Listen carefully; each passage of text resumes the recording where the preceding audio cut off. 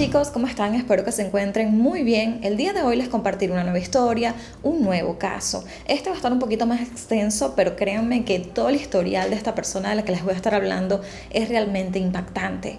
Aquí vamos a ver de todo un poco. Vamos a tener a un asesino en serie, como también un gran estafador, mentiroso, un experto en muchas cosas, pero obviamente en todo lo malo. Así que sin más que agregar, comencemos rápidamente con todos los detalles.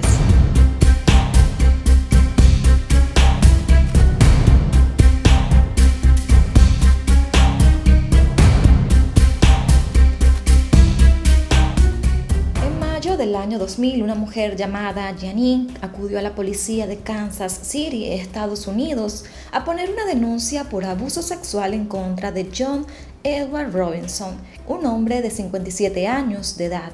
Sin embargo, ¿quién era realmente este sujeto?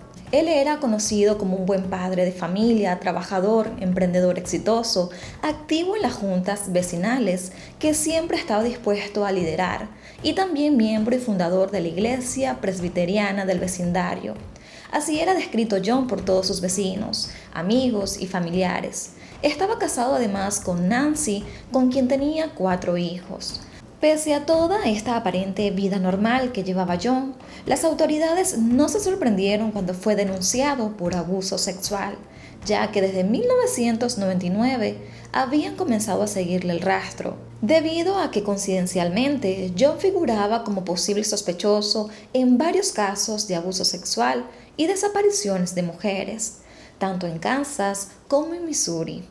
Además, John tenía antecedentes penales por fraude, estafa y también por malversación de fondos. Además de la denuncia por abuso sexual, recientemente otra mujer llamada Vicky había denunciado a John por haberle robado unos $700 en juguetes sexuales.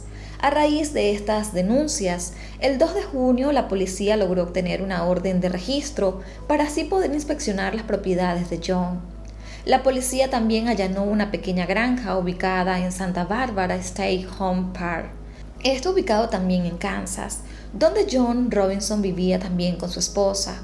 En el lugar la policía pudo encontrar 2 barriles de metal y dentro de ellos 2 cuerpos en avanzado estado de descomposición. La autopsia reveló que se trataba de Suzette, de 28 años, que había desaparecido el 1 de marzo del año 2000, y también se encontraba Isabela Lewicka, una joven polaca de 21 años que no había sido vista desde el verano de 1999. Los investigadores también descubrieron que John tenía una propiedad en el condado de Lynn y también había alquilado un garage en un almacén de Raymore, ambos en Missouri, por lo que procedieron inmediatamente a allanarlos. En Raymore, los detectives encontraron 3 barriles muy parecidos a los que habían encontrado en la granja, los cuales tenían arena de gatos, por lo que procedieron inmediatamente a abrirlos. Dentro de estos 3 barriles estaban los cuerpos muy descompuestos de Beverly Warner, de 49 años, una bibliotecaria del Centro Correccional de Western Missouri, así como la de Sheila y Debbie Faith, madre e hija, de 45 y 15 años. Las 3 víctimas estaban desaparecidas desde el año 1994. Con este descubrimiento, la policía arrestó inmediatamente a John Edward Robinson, y a partir de aquí es cuando se realiza una extensa investigación sobre la vida de John, que era realmente escalofriante. John Edward Robinson nació el 27 de diciembre de 1943 en Illinois, en una familia de clase trabajadora con 4 hermanos. John era el hijo del medio. Su padre era alcohólico y su madre era bastante estricta y religiosa. Para el año 1957, cuando tenía 14 años, se convirtió en un Boy Scout y ese mismo año viajó a Londres junto a un grupo de Scouts para así cantar frente a la reina Isabel II. Luego de graduarse de la secundaria, en 1961 comenzó a estudiar en Morton College en su ciudad natal, para así convertirse en técnico de rayos X. Sin embargo, pocos años después, abandonó esta carrera. Para 1964 se mudó a Kansas City, en donde conoció a Nancy Lynch, con quien posteriormente se casó y en 1965 tuvo su primer hijo de nombre John Jr. y luego en 1967 tuvieron a su segunda hija de nombre Kimberly y 4 años después, en 1971, nacieron los gemelos Christopher y Christine. Pese a no haberse graduado de la universidad como técnico de rayos X, John consiguió un trabajo en un hospital ejerciendo esta carrera, y todo esto lo hizo usando credenciales falsas. En 1969 fue arrestado por malversar $33,000 del Dr. Wallace Graham, con quien éste estaba trabajando, y de esta manera fue creciendo su carrera delictiva. John fue acusado de robar mediante engaño y fue condenado a 3 años de libertad condicional. Hasta ese momento podemos decir que todavía los delitos que él cometía estaban bastante suaves, por así decirlo. Mientras este estaba en libertad condicional, también trabajó en una empresa de alquiler de televisores, en donde también robó mercancía y fue despedido poco tiempo después. Luego comenzó a trabajar como analista de sistemas en una petrolera, hasta que descubrieron que John había robado más de 6,000 sellos postales de la empresa. Inmediatamente fue despedido y acusado de robo, por lo que su libertad condicional se extendió. Ya para 1970 decidió mudarse a Chicago con toda su familia, y todo esto sin la autorización de su oficial de libertad condicional, pero consiguió un trabajo en una empresa llamada Illinois R.B. Jones como vendedor de seguros industriales. Allí también llegó a malversar más de $5,000 hasta que fue descubierto y también lo despidieron. Por este hecho fue detenido, pero su padre le dio el dinero para que éste pudiera regresarlo a la empresa y estos decidieron retirar los cargos. Luego regresó a Kansas y por haber violado su libertad condicional le extendieron los años nuevamente.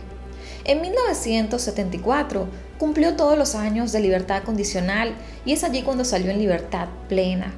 En 1975 creó una empresa llamada Professional Service Association que ofrecía consultas financieras y presupuestarias para médicos. Había sido contratado por unos médicos de la Facultad de Medicina de la Universidad de Kansas para así administrar sus asuntos financieros. Sin embargo, pocos meses después retiraron sus servicios por varias irregularidades en las finanzas. Ya para el año 1977, la familia se mudó a las afueras de Kansas City y allí John comenzó a trabajar en su terreno y se dedicó a la agricultura hidropónica, un método para cultivar verduras en ambientes cerrados. Debido a esto fundó una empresa llamada Idobrook, con la cual estafó amigos y también vecinos. Durante todo este tiempo, la vida de fraudes y estafas de John estaba muy oculta. Él se había convertido en un Scoutmaster, daba clases de religión en la iglesia y era entrenador de béisbol. John aparentaba realmente tener una vida plena, feliz, ser un hombre perfecto. Entre 1980 y 1982, John creó varias empresas como X+ y X2 que le sirvieron para seguir cometiendo delitos financieros, hasta que este fue arrestado por fraude, estafa, malversación de fondos y también falsificación de cheques. Por estos delitos fue condenado nuevamente a libertad condicional, aunque esto no le impidió seguir con su vida delictiva. Ya para 1984, John tenía varias empresas fantasmas en las cuales requería contratar empleadas. Una de ellas fue Paula, de 19 años, quien fue contratada por John como vendedora de X2, una de sus empresas en Kansas. Como parte del trabajo, John le dijo a Paula que le inscribiría en un curso de capacitación en Texas con todos los gastos pagos, y es allí cuando ella decide aceptar. Cuando llegó el día del viaje a Texas, John le pasó a recoger a su casa para ir al aeropuerto, y esa fue la última vez que su familia la vio.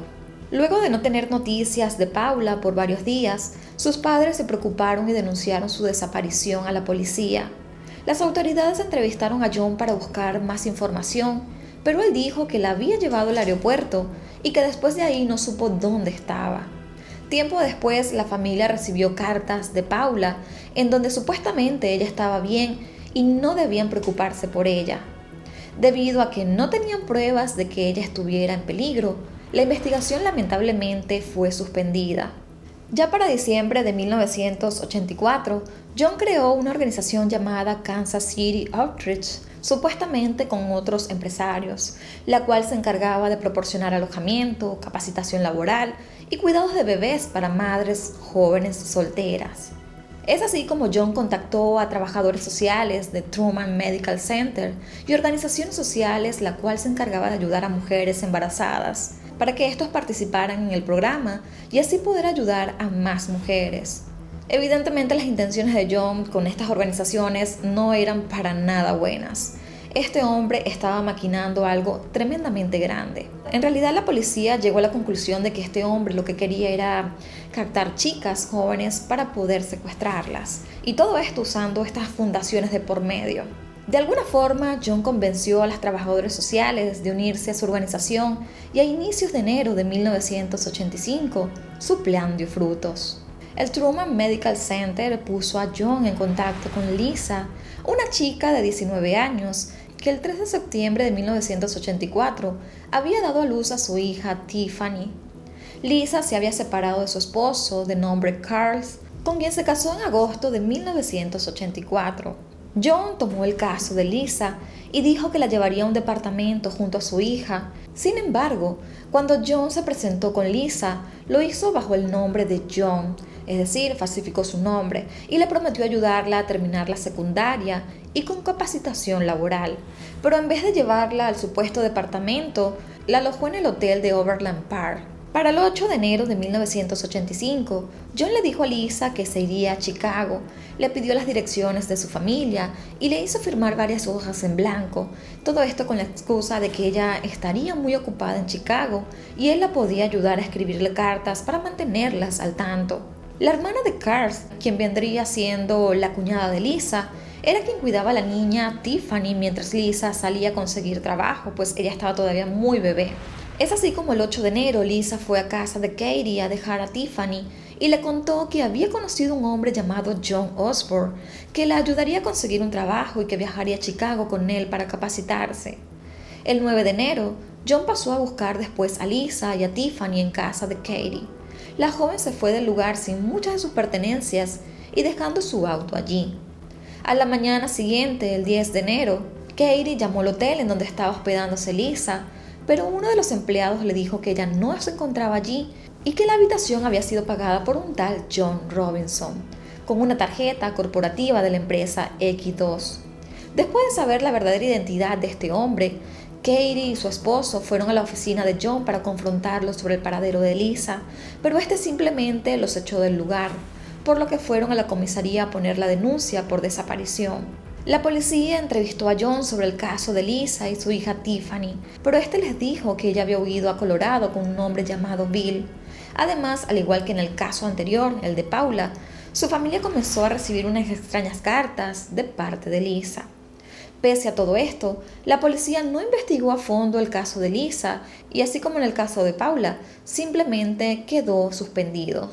En esos mismos años, John también desarrolló un interés por las prácticas sadomasoquistas, el BDSM, y además de ponerlas en práctica con sus parejas sexuales, vio una forma también de ganar dinero creando una compañía que ofrecía estos servicios.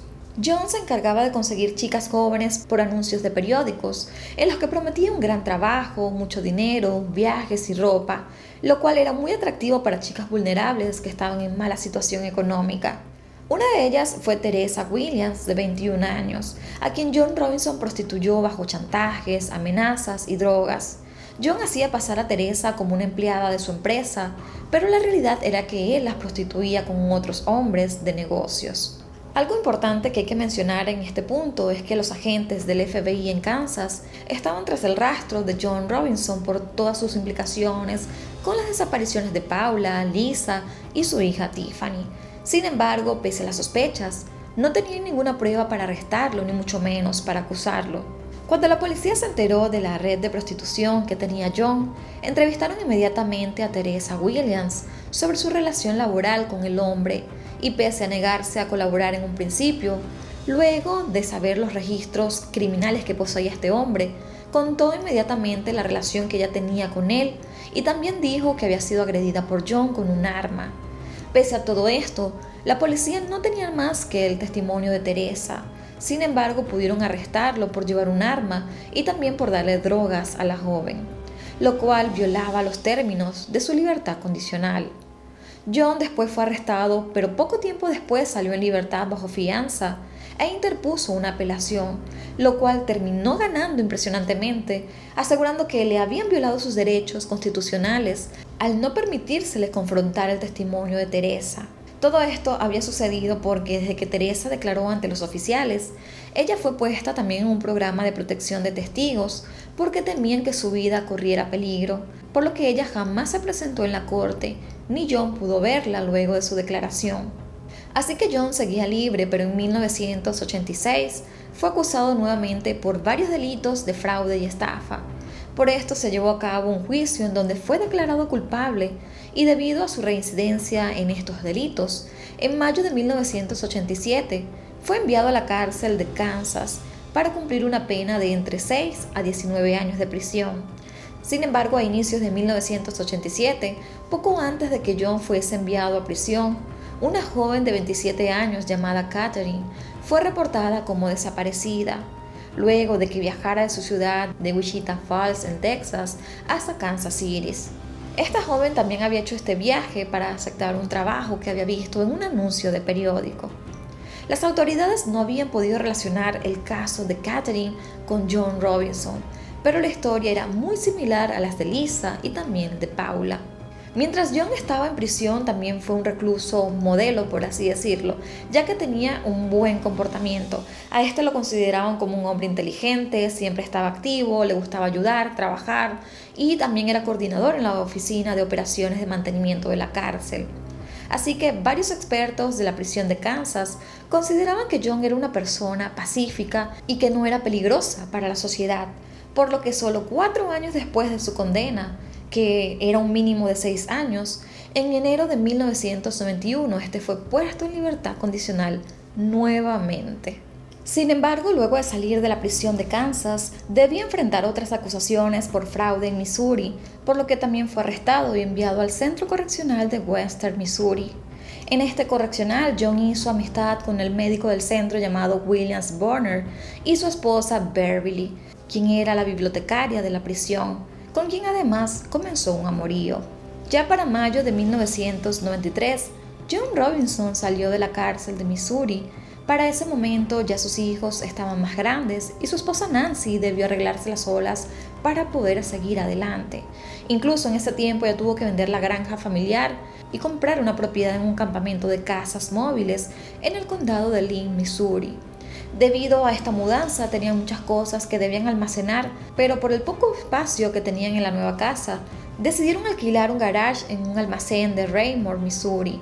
Estos fueron en donde posteriormente se encontraron los cuerpos de Beverly, Sheila y Debbie. En noviembre de 1993, Beverly Borner solicitó el divorcio luego de separarse de su esposo William Borner.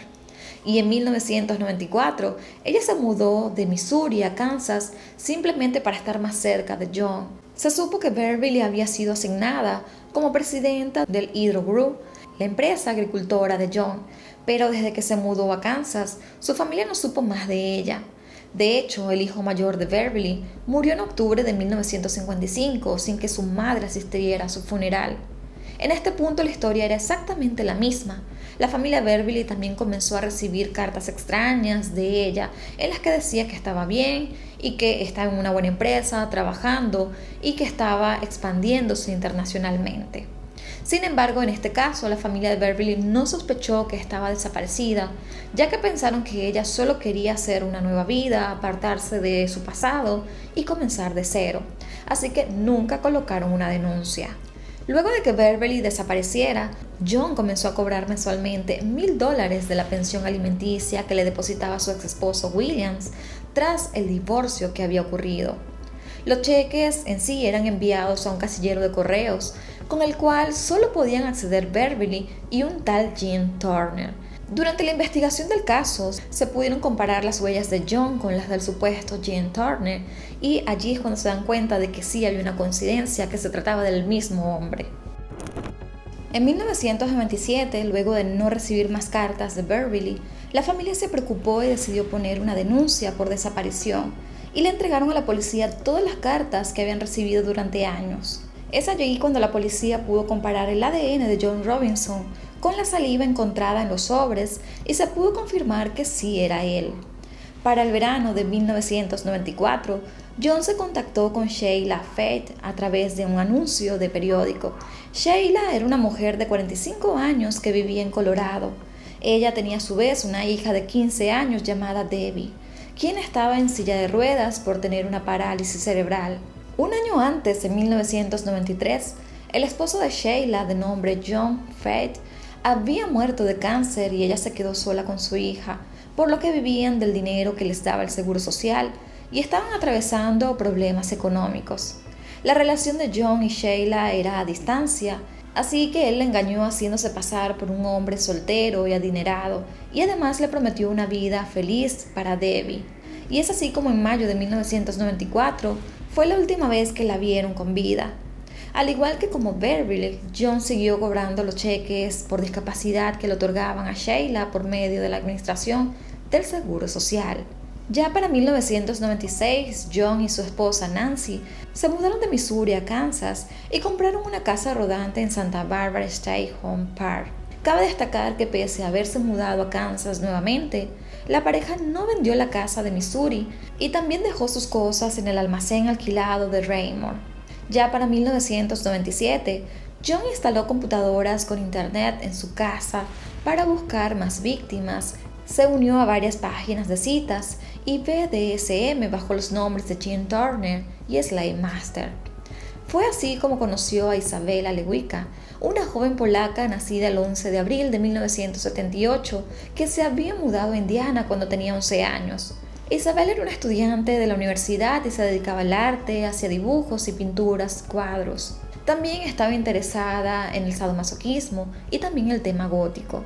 En junio de 1997, Isabela le dijo a sus padres que un hombre de Kansas le había ofrecido unas pasantías para ilustrar libros. A pesar de que sus padres no estaban de acuerdo, el 8 de junio de 1997 decidió irse a Kansas y le dio una dirección de una oficina de correos. Luego de no saber nada sobre su hija por un par de meses, los padres de Isabela decidieron viajar a la oficina de correos en Kansas para buscar información sobre números telefónicos o direcciones, pero los empleados del lugar se negaron a darle esa información ya que era privada, por lo que se regresaron a Indiana sin tener respuestas. Sin que sus padres supieran, Isabela había firmado un contrato de amo-esclavo para prácticas sadomasoquistas con John Robinson y se había mudado con él a un departamento del sur de Kansas City. La relación entre esta pareja se basaba en tener sexo sadomasoquista y cumplir las reglas de esclavo. Usualmente Isabel usaba un collar de perros y vestía de negro. Por su parte, John cubría los gastos de la joven y el alquiler del departamento en donde ella estaba quedándose. Ya para enero de 1999, Isabela se mudó a otro departamento y John le presentó a sus allegados como una diseñadora gráfica que trabajaba para su empresa. La relación de Isabela y John fue bastante pública a diferencia de los otros casos y también duró bastante. En ocasiones ella se presentaba como su esposa y él la presentó con muchos socios y empleados. Para ese momento él todavía estaba casado con Nancy. Según el testimonio de la esposa de John, en 1997 ella supo sobre esta relación que él tenía con Isabela, pero pensó que era simplemente una amante más que con los meses se acabaría. Pero con el tiempo se dio cuenta que la relación que ellos tenían sí era especial e incluso pensó que John la dejaría en algún punto para irse con Isabela. Sin embargo, ya para agosto de 1999, esta jovencita Isabela desapareció repentinamente de la vida de John. Él dijo que la policía la había encontrado fumando marihuana y por eso fue deportada a Polonia. Isabela nunca más fue vista con vida a partir de ese entonces. Al igual que con otras víctimas, los padres de Isabela recibieron correos electrónicos extraños que los hacían muchas veces dudar un poco de su autenticidad. Ya para octubre de 1999 estuvo en contacto con Susan Trunte, de 28 años, una joven de Michigan, la cual trabajaba como enfermera a domicilio y también era aficionada al sadomasoquismo y frecuentaba estos sitios en internet. John la conoció luego de que Susan publicara en la página que estaba buscando un puesto como esclava. Luego de hablar por varias semanas, John la persuadió para que se mudara a Kansas, haciéndole creer que era un exitoso empresario. Esta joven llegó a Kansas y tuvo una reunión con John en la que acordaron el contrato de amo-esclavo. Luego de eso, esta jovencita regresó a Michigan y le dijo a su madre Caroline que John le había ofrecido un pago de $6,500 mensuales para cuidar a supuestamente el padre de John, y que el dinero le serviría evidentemente para poder pagar todos sus gastos en la universidad. Lo que esta jovencita le estaba diciendo a sus padres era totalmente falso, pues el padre de John tenía más de 10 años que había fallecido. Después de recoger todas sus cosas en Michigan, ella también se llevó a sus perros pequinés de nombre Harry y Becca. Y el 13 de febrero del año 2000, Susan volvió a casa para trabajar con John. Hay que destacar que esta jovencita amaba a sus perros y que según sus familiares ella se los llevaría a todos lados. Una vez que llegaron a Kansas, John alquiló una habitación en un hotel para ella e internó a los perros en un lugar que era para animales, ya que el hotel no permitía mascotas. Al igual que sus otras víctimas, John le prometió viajes lujosos y le pidió que firmara varias hojas en blanco para así mantener al tanto a su familia. Ya para el 29 de febrero, muy tarde por la noche, Susan llamó a su madre y le dijo que todo estaba bien, que John era muy amable y que en la mañana se irían a California. Lamentablemente, esa fue la última vez que su madre supo de ella. Y alrededor de las 11:40 de la mañana del 1 de marzo, John sacó las cosas de la habitación de Susan y pagó la factura del hotel. También sacó sus perros del refugio y los abandonó sin collares en una perrera portátil que había en la calle. Pocos días después, el 6 de marzo, Caroline recibió una carta supuestamente de su hija Susan, la cual le parecía muy extraño porque su hija nunca escribía cartas. Luego de no saber nada sobre su hija por varios días, Caroline se comunicó con John y este le dijo que Susan no había aceptado el trabajo para cuidar a su padre y se había ido con un hombre llamado James Turner. Conforme pasaron los días, la familia seguía recibiendo cartas extrañas supuestamente de Susan. Unas tenían sellos de Kansas, otras de California e incluso otras de Veracruz, México. Posteriormente se conoció que John había pedido favores a ex empleados que estaban en estas ciudades para que así enviaran esas cartas, pero aparentemente ninguno de estos empleados sabía de qué se trataba. Por esa razón las cartas tenían esos sellos postales. La familia de Caroline estaba segura de que Susan no estaba escribiendo las cartas, ya que la forma de escribir no era la que ella usualmente usaba. Debido a esto, Caroline le decidió poner una denuncia por desaparición en el departamento de policía de Lenexa. Afortunadamente, el detective que estaba a cargo era David Brown, quien fue quien recibió la denuncia de Caroline, y este tomó en serio el caso y comenzó una investigación de inmediato. El detective Brown creó un grupo de investigaciones con agentes de la policía local, estatal y el FBI.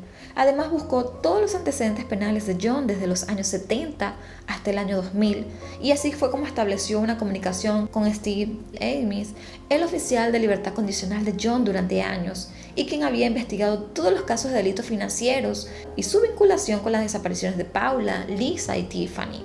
Caroline, la madre de Susan, le insistió a los investigadores que debían hallar a los perros de su hija, ya que eran muy importantes para su hija y que ella era incapaz de haberlos abandonado.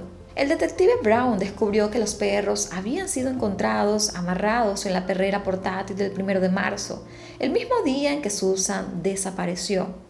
Paralelo a la investigación, John seguía su vida en torno al sadomasoquismo y esta vez contactó a una mujer de 34 años llamada Janine, a quien también invitó a Kansas para ser su esclava y darle trabajo en sus empresas. John se había presentado en ese momento ante Janine como James Turner. En ese momento, John hospedó a Janine en una de las suites del hotel y durante varios días mantuvieron relaciones sexuales del interés que ellos tenían. Sin embargo, el 19 de marzo, John cruzó límites que Janine no quería, como fue usar fuerza extrema, llegando a los golpes y azotes, y tomarle fotos desnudas, a lo cual ella no estaba de acuerdo. Esto provocó que Janine saliera de la habitación llorando y fue a la recepción del hotel. De esta manera ella pudo ver la tarjeta de registro y vio que el hombre que se había registrado no era el nombre que ella había conocido. Así que en ese momento ella se sintió aterrorizada, engañada y pudo descubrir que él realmente se llamaba John Robinson. Con ayuda del recepcionista del hotel, Janine llamó a la policía para denunciar el abuso sexual que sufrió por parte de John. Y coincidencialmente quien atendió la llamada fue el detective David Brown. Así que este entrevistó a Janine para conocer lo que había sucedido. Para esos mismos días, John también había recibido una denuncia por robo por parte de una mujer llamada Vicky, que lo había acusado de haberle robado $700 en juguetes sexuales. Finalmente, el 3 de junio del año 2000, la policía obtuvo una orden de registro de las propiedades de John Robinson, incluyendo la pequeña granja en la que aún vivía con su esposa Nancy, que estaba ubicado en Santa Bárbara State Home Park. Durante el registro de las propiedades de John, hallaron los cuerpos de Susan e Isabella y los restos de Beverly y Sheila y Debbie Faith en el almacén de Missouri. Además encontraron evidencias como documentos, cartas, firmas, recibos. Todo esto lo vinculaban con los casos de Paula, Katherine y Lisa y la hija de esta última llamada Tiffany. Y otra de las cosas impresionantes de este caso es que Tiffany, la hija de Lisa, la policía pudo descubrir que esta niña todavía seguía viva, pero para ese momento ya tenía 16 años. Y que de hecho había sido adoptada por el hermano de John, de nombre Donald Robinson, y su esposa Helen, cuando tenía cerca de 5 meses, y la niña ahora se llamaba Heather Robinson. Según las investigaciones y el testimonio de Donald, para enero de 1985 él y su esposa tenían varios años intentando tener un hijo propio, pero después decidieron adoptar ya que no podían tener uno. Y es allí cuando un día John les dijo que tenía unos contactos que podían ayudarle para que ellos pudieran adoptar. Donald y Helen volaron desde Chicago hasta Kansas a las oficinas de la empresa de John. Justamente allí firmaron lo que parecía ser unos papeles de adopción y le pagaron a John $5,500 en efectivo. Ese mismo día fueron a la casa de John y Nancy les entregó la bebé. John les dijo que la pequeña había quedado huérfana luego de que su padre la abandonara y que su madre se suicidara pocos meses antes. Inicialmente se comprobó la identidad de Tiffany Stacy comparando sus huellas dactilares con las del hospital donde ella nació. Luego se pudo confirmar gracias a que también se le realizó una prueba de ADN con su padre biológico de nombre Carl Stacy. Entonces se llegó a la conclusión de que John pudo haber asesinado a Lisa para poder robarle a Tiffany y así cobrarle dinero a su hermano Donald, falsificando todos los documentos de adopción. Por otra parte, los cuerpos de todas las víctimas fueron identificadas gracias a los registros dentales y la autopsia determinó que todas habían muerto a causa de uno o más golpes en la cabeza con algún objeto contundente, debido a que todas tenían fracturas en sus cráneos.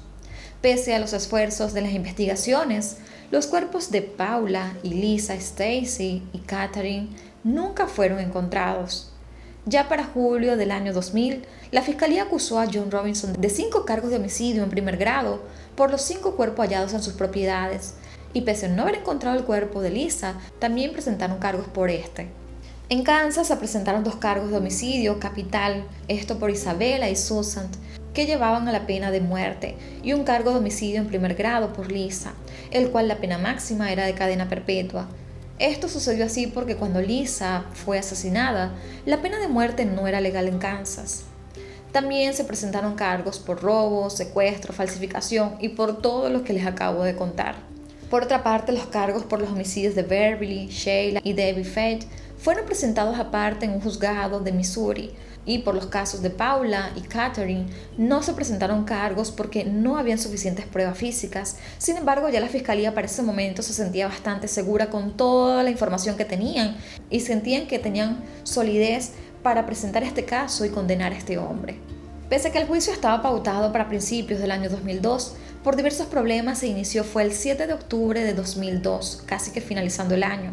En sí, este fue uno de los juicios más largos que se conoce de la historia de Kansas, pues habían cientos de pruebas y más de 100 testigos. El caso fue bastante mediático y también se conoció en los medios de comunicación como el primer asesino en serie de Internet, o Slave Master, debido a que sus víctimas más recientes fueron atraídas mediante páginas web. Asimismo, fue un caso lleno de amarillismo y morbo debido a las prácticas sexuales de John, los cuales compartía con varias de sus víctimas. Algo que ayudó a reconstruir todo este caso y todo lo que les acabo de contar fue evidentemente los testigos, todas las pruebas que se presentaron. Todo esto ayudó a que se pudiera reconstruir a plenitud el largo historial de John Robinson. En este juicio también se pudo conocer que John habría ganado cientos de miles de dólares cobrando los cheques de pensión alimenticia de Beverly y los cheques también por discapacidad de Sheila y Debbie. Debido a que él no quiso colaborar con los detectives, No hay una razón muy clara del por qué él cometió estos crímenes, qué fue lo que lo motivó, pero se cree que realmente cada crimen tuvo una motivación diferente. En algunos casos parecía que la motivación era el dinero, mientras que en otros parecía ser la actividad sexual violenta o los deseos simplemente de matar.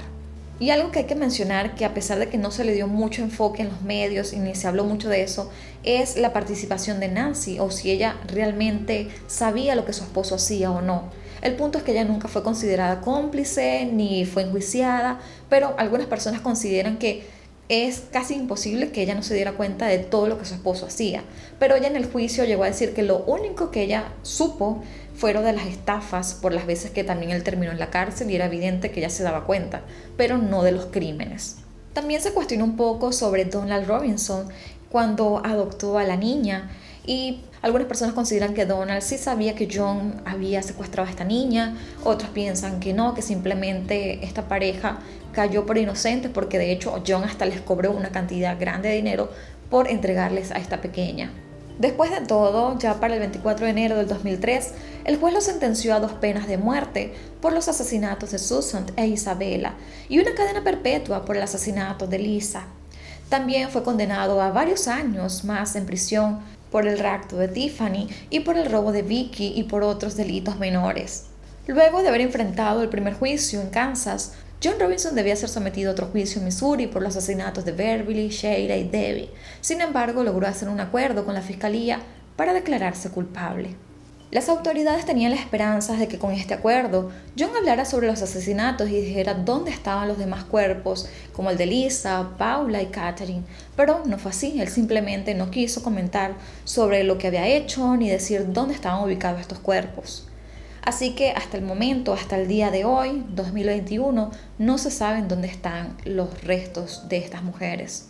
Luego del juicio, John intentó apelar 12 veces su condena, hasta que en el 2015 la Corte Suprema de Kansas ratificó su sentencia y dictaminó que seguiría esperando en el corredor de la muerte de la prisión de máxima seguridad del Dorado en Kansas. Actualmente, John Robinson tiene 76 años y está a la espera de su ejecución. En cuanto a su esposa, Nancy, se conoció que en el año 2005 solicitó el divorcio y actualmente no se sabe sobre su paradero. En el año 2006, Heather, o mejor dicho, Tiffany Stacy, presentó una demanda en contra del Truman Medical Center y una trabajadora social por poner a Lisa en contacto con John Robinson en 1984. Tiffany llegó a un acuerdo con el hospital y le dieron una recompensa económica que no se develó. Ese mismo año, Tiffany ganó también un juicio para evitar que John Robinson se beneficiara de cualquier tipo de venta de material biográfico o audiovisual sobre los casos. A pesar de que él no se puede lucrar en nada de esto, de crear un libro, de hablar o dar entrevistas, él ha sido conocido como el primer asesino en serie de Internet. También ha sido llevado su caso a varias series de televisión, documentales de crímenes reales, y es lo que se conoce hasta el día de hoy sobre él. Y pues simplemente se está esperando a que se cumpla su condena. Y bueno amigos, estos fueron todos los detalles del caso del día de hoy. Sé que estuvo un poquito extenso, que mencioné muchos nombres, pero realmente me pareció importante contar todo el historial de este sujeto porque me pareció realmente impactante de cómo comenzó con delitos, digamos que menores, que no eran tan escalofriantes, por así decirlo, pero fue escalando cada vez más y más por ambición. Siento yo que fue con mucha ambición de dinero, pero también mezclado con todo el tema sexual, y realmente me dejó impactada. Y bueno amigos, ahora me gustaría saber la opinión de ustedes con relación a este caso, qué piensan sobre todo lo que les acabo de contar. Antes de despedirme, voy a estar dejando en pantalla todas mis redes sociales por si desean seguirme y estar en un mayor contacto conmigo. También les recuerdo que al suscribirse en este canal me estarían apoyando un montón, y que no olviden de activar la campanita de notificación para que cada vez que yo suba un nuevo video, ustedes sean los primeros en enterarse. Yo los quiero muchísimo, me despido y nos vemos hasta un próximo video. Bye bye.